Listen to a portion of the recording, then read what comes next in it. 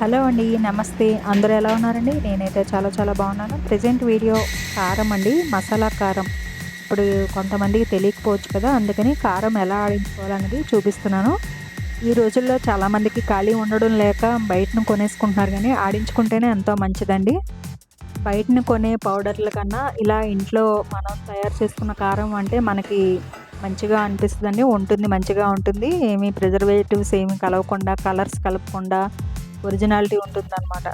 So, ఒక్కరోజు కష్టపడితే చాలండి. మనకి ఒక 6 నెలలకు సరిపడా కారమన్నా మన చేతిలో ఉంటుంది. సో, వీలైతే మీరు కూడా అదే పని చేయండి.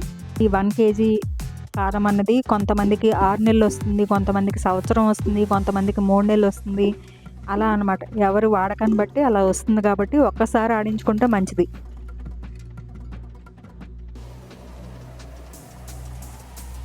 నేనొక కేజీ మిరపకాయలు తీసుకున్నానండి.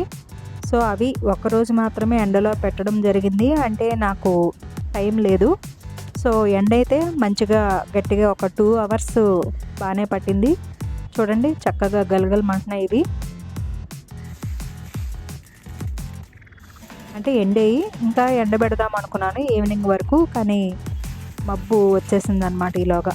ప్రెజెంట్ అయితే సూర్యుడు చక్కగా ఉంది. పక్కనే చూసారు కదా మబ్బైతే వస్తుంది. సరేలే ఎంతసేపు ఎండితే అంతసేపు ఎండుతాయని నేను వదిలేసాను. ఇంకా నెక్స్ట్ దీనికి కావాల్సిన మసాలా ఎలా అన్నది చూపిస్తాను. నేను ఒక పావు కేజీ ధనియాలు తీసుకున్నానండి. కేజీ మిరపకాయలకి పావు కేజీ ధనియాలు అనమాట. అంటే ఏదైనా ఒక కప్పుతోటి 4 వేయాలి. అండ్ జీలకర్ర 200 గ్రామ్స్, అంటే ఒక 3 కప్పులు. ధనియాలు 4 అయితే జీలకర్ర 3. అండ్ గసగసాలు 100 గ్రామ్స్ తీసుకున్నానండి.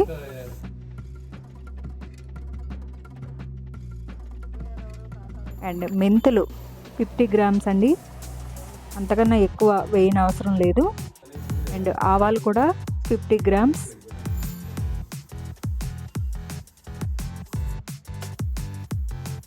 అండ్ నెక్స్ట్ మిరియాలు. ఇది కూడా ఒక 10 రూపాయల ప్యాకెట్ అలా ఉంటుంది కదండి, అది సరిపోతుంది. అండ్ దాల్చిన చెక్క ఒక 10, 12.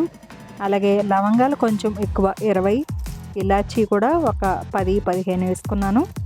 ఇవన్నీ కూడా బాగా మిక్స్ చేసుకొని ఎండలో పెడదామని అనుకున్నాను. ఇవి ఎండలో పెట్టిన తర్వాత ఫ్రై చేయాలండి దోరగా.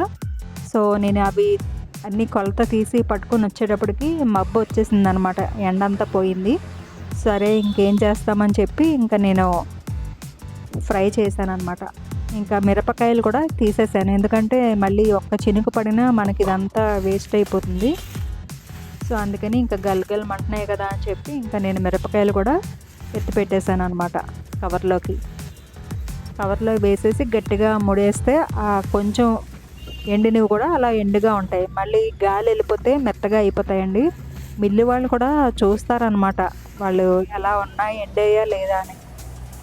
ఎండకపోతే వాళ్ళు కూడా మళ్ళీ తిప్పి పంపించేస్తారు, మళ్ళీ ఎండబెట్టుకొని రండి అని. సో, ప్రెజెంట్ నేను ఇంకేం చేస్తానని చెప్పి ఇంకా మసాలా అంతా కూడా వేడి చేసేసాను. దోరగా వేపుకోవాలి. అలాగే కారం ఎందులో ఆడిస్తామో ఆ పాత్రను కూడా కొంచెం వేడి చేసుకోవాలండి. తడి లేకుండా. తడి ఉన్నా లేకపోయినా కూడా కొంచెం హీట్ చేసుకుంటే ఆ గిన్నెని మంచిదన్నమాట. సో, ఇలా కొంచెం దోరగా వేపుకున్న తర్వాత బాగా చల్లారనిచ్చి ఇంకా ఈ డబ్బాలో వేసుకున్నాను. అంటే మిల్లుకి వెళ్ళే ముందు వేసుకున్నాను. వేపిన వెంటనే వేసుకోలేదు. అవి కూడా చల్లారాలి కదా, లేకపోతే మనకి నీరు పట్టేస్తుంది వేడి మీద వేసి మూత పెట్టేస్తాయి. ఇంకా మసాలా, కారం అన్నీ రెడీగా ఉన్నాయి. అన్నీ కూడా ఇలా కవర్లో పెట్టేసుకొని సో మిల్లుకి వెళ్ళిపోదాం రండి. మిల్లు దగ్గర అంటే బుధవారం, శనివారం అయితే కారంవే ఎక్కువ ఉంటాయండి అక్కడ. సో, ఆల్రెడీ ఎవరిదో ఆడుతున్నారు. నేను వీడియో తీసేలోగానే మా మిరపకాయల్ని ఒక చిన్న మిల్లులో వేసేసారనమాట ఆల్రెడీ. ఫస్ట్ టైము ఈ చిన్న మిల్లులో వేస్తారు. ఇది ఏం చేస్తుందంటే బాగా మిరపకాయల్ని, మసాలాని కూడా కొంచెం అంటే రఫ్గానే ఉంటుంది. ఫైన్ పౌడర్లా ఉండదు. సో, చూడండి ఎంత గరుగ్గా ఉందో అలా ఉంటుందన్నమాట. ఫస్ట్ ఇందులో వేసేస్తారు. నెక్స్ట్ రెండోసారి ఇందులో వేస్తారు ఈ పెద్ద దాంట్లో. రెండోసారి ఇలాగా వేసిన తర్వాత ఒక్క నిమిషం ఆరనిచ్చి మళ్ళీ మూడోసారి కూడా మిల్లు వేస్తారండి. అంటే 3 టైమ్స్ వేస్తారనమాట కారం. మిల్లులో 4-5 రకాల మిషనరీస్ ఉంటాయండి. ఒకటి తడి బియ్యం ఆడడానికి, అండ్ ఒకటి ఇలా కారం ఆడడానికి పెద్దది, ముందుగా మిరపకాయలు కట్ చేయడానికి ఇందాక చూపించాను కదా చిన్నది, అదొకటి, అండ్ పిండిలు అవి ఆడడానికి గోధుమ పిండి, రాగి పిండి, బియ్యం పిండి ఇవన్నీ ఆడడానికి ఇంకొక పెద్ద మిషన్ అనమాట. అలా ఒక 4-5 మిషన్లు అయితే ఉంటాయండి మిల్లులో. ముచ్చటగా మూడోసారి వేస్తున్నారు. మూడోసారి కూడా మిల్లు ఆడేశాక వాళ్ళ దగ్గర ప్లేస్ ఉంటే కనుక కొంచెం ఆరబెట్టే మనకి ఇస్తారు, లేదంటే మనం ఇంటికి తీసుకురాగానే ఆరబెట్టుకోవాలన్నమాట. నేను ఇన్నాళ్ళు మా ఇంటి పక్కనే కాబట్టి అక్కడ ఆరబెట్టకుండా నేను తీసుకొచ్చి ఇంట్లో ఆరబెట్టేదాన్ని. సో ఇప్పుడు కూడా నేను అదే పని చేస్తున్నాను. మరీ అంత దూరం కాదు మాకు మిల్లు, ఒక 5 నిమిషాల జర్నీ అనమాట. ఇప్పుడు వాళ్ళు క్వాంటిటీ ఎంత వచ్చిందన్నది చెక్ చేసి దాన్ని బట్టి మన దగ్గర డబ్బులు తీసుకుంటారండి. నాకు 1.5 కేజీ వచ్చిందంట కారం. సో 90 రూపీస్ తీసుకున్నారు. మూత పెట్టకూడదండి ఇంటికి వచ్చే వరకు కూడా, ఎందుకంటే వేడికి మళ్ళీ నీళ్ళు వచ్చేస్తాయి. ఇంటికి రాగానే మళ్ళీ నేను ఇలా పేపర్ మీద వేసుకున్నాను కొంచెం ఆరడానికి. ఎందుకంటే ఆరితే కూడా మనకి కలర్ అనేది ఇంప్రూవ్ అవుతుందండి కారంకి, అలాగే చెమ్మ లేకుండా కూడా ఉంటుందన్నమాట. నేను ఇందులో పసుపు వేయలేదు అండ్ వెల్లుల్లి కూడా వేయలేదు. చాలామంది అవి కూడా వేసుకొని ఆడిస్తారు. నేనైతే పసుపు అసలు ఎప్పుడూ వేయను అనమాట. ఎందుకంటే మనం డైలీ కర్రీస్లో వేసుకునేటప్పుడు యాడ్ చేస్తూ ఉంటాం కదా పసుపుని, ఇంకెందుకని చెప్పి నేను ఇందులో వేయడం మానేశాను. అంటే నేను ఎప్పుడు కారం ఆడించినా పసుపు అన్నది వెయ్యను.